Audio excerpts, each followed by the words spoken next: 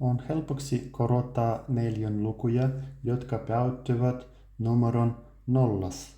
Tätä varten täytyy kaksinkertaistaa nollien määrä ja lisätä ne lopputulokseen. 2, 0.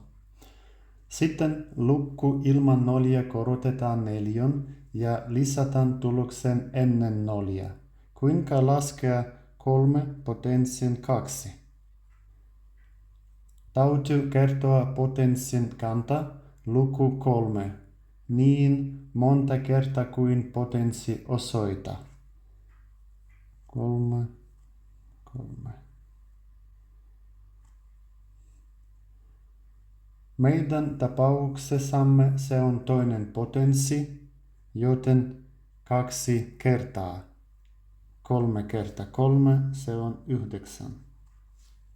Seuraavaan 70 potenssin 2.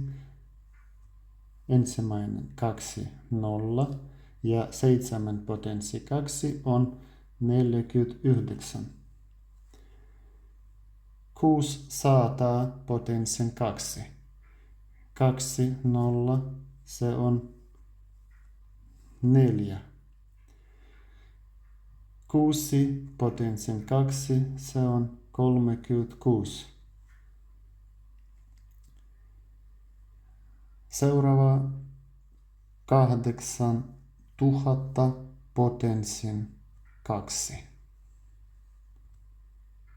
Kuka osaa laskea nämä esimerkit? Kirjoita vastauksesi kommentteihin. Opettelen vasta suomea, joten saatan tehdä virheitä. Pyydän jo etukäteen anteeksi ja ymmärrystä.